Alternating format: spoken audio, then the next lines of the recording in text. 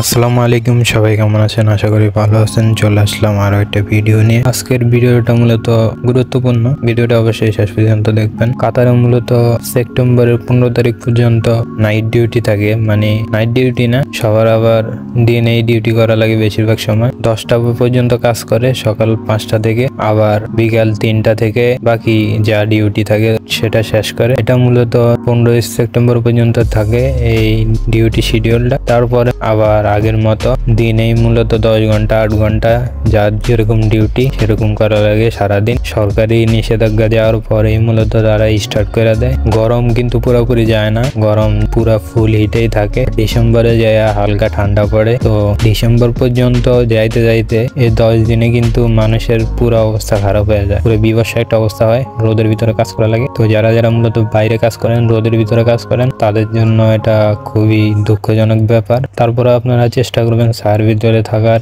আর নিয়মিত পানি খাওয়ার, বেশি বেশি পানি খাইবেন। তো আপনার যদি ভিডিওটা ভালো লাগে অবশ্যই চ্যানেলটা সাবস্ক্রাইব করবেন। সকল রকম তথ্য এই চ্যানেলে পাওয়া যাবেন ইনশাআল্লাহ।